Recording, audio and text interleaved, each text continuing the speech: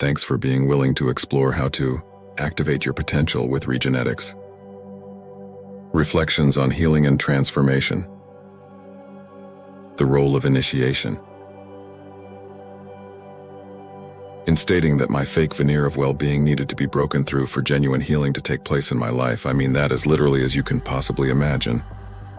Initially, however, my nightmarish experience of emotional trauma and genetic collapse that initiated me in 1995 resembled anything but a teaching tool, guided by my higher self, designed to wake me up from what Ken Carey calls the spell of matter, to a knowledge of my authentic nature as a biospiritual being with a divine purpose. Since that time, through working with so many clients with a similar sense of desperation, and watching so many better their lives beyond anything recognizable from the perspective of their starting point, I have been blessed repeatedly to witness a profound truth in action. Breakdown is often a precondition for breakthrough. In Chinese, in fact, the same word for crisis, wei qi, also can be understood to mean dangerous opportunity. That breakthrough often requires breakdown does not mean necessarily that something of a physical nature, such as illness, must occur as we wake up to the fact that, to paraphrase Pierre Teilhard de Chardin, we are not human beings on a spiritual journey, but spiritual beings on a human journey. Just as there are many types of people, there are many varieties of wake-up calls to our greater life and spirit. The growing literature on this subject, exemplified in the writings of Carl Jung, and often told from a first-person perspective, reveals an astonishing creative methodology on the part of the higher self. When endeavoring to remind us of our authentic nature and purpose, the why we came here in the first place aspect of our existence, for some the initiatory fires come in the form of financial distress. For others, initiation involves divorce or loss of a loved one. Still others experience mental illness, emotional wounding, or spiritual crisis as spurs to conscious evolution.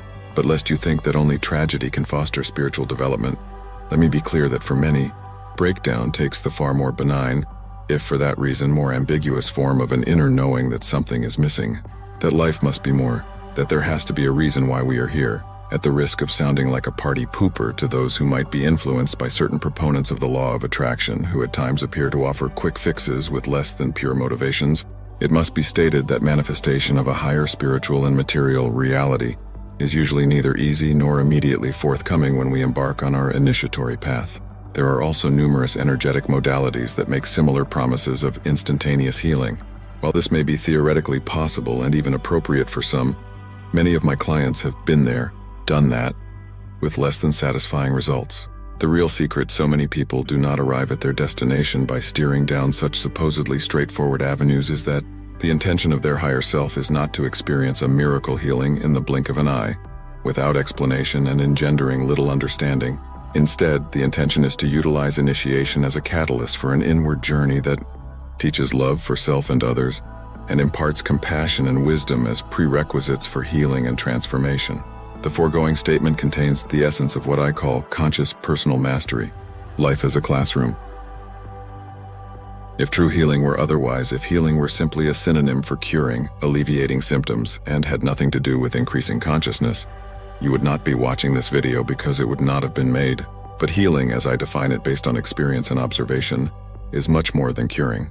When engaged consciously, healing often pushes us through the fires of initiation so that we might be transformed and become purer vessels for spirit to flow through in service. While we are on this subject, there is absolutely no guarantee that our desired manifestation of healing and transformation will occur in this lifetime anyway. Despite embracing the initiatory experience in good faith, some people simply do not survive it. There are also some individuals who achieve transformation without visible healing, as my mother did during her own inspiring experience of conscious dying. During the last month of her life, many of those who knew her best felt that everything about her transformed, with the exception of her body.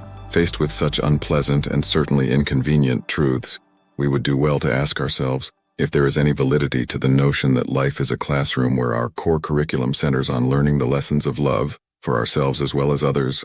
How could such conscious personal mastery be fostered if we never really had to study because our teacher always assured us of a passing grade in our tests?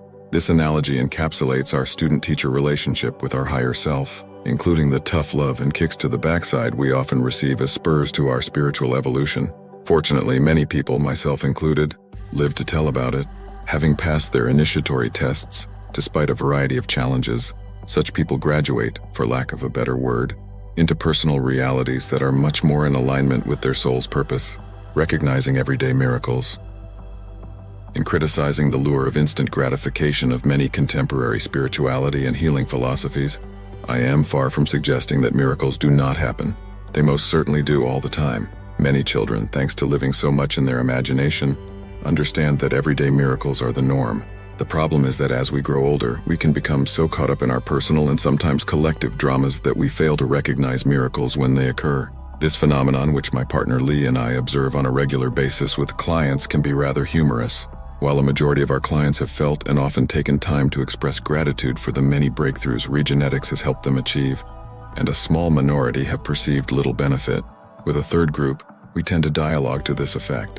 Client: I had my potentiation 6 months ago and I just don't know if it's working. Us: that's understandable, sometimes the effects can be subtle. How's your insomnia that you mentioned in a previous email? Client: well, it's a lot better, come to think of it. Us: great, how are you getting along with your husband these days? We recall things weren't going too smoothly when you first started this process. Client: you know, we went through a rocky period just after my session, but things are much better now. Thanks for asking. Us: fantastic, you're welcome. How are those terrible allergies to wheat and dairy these days? Client: you know, they were pretty bad for a while, but now they're gone. I'm eating whatever I like. Do you think maybe this has something to do with potentiation, breakdown, and breakthrough? The better we understand this dynamic and the more we engage our personal evolution consciously, the faster manifestation of our potential can occur. As we embark on our evolutionary journey, which is bound to have its ups and downs, it is vital that we grasp the cyclical aspect of true healing. I like to call healing holing, and I regularly remind people that this process typically has a way of ushering us through darkness on our way to the light.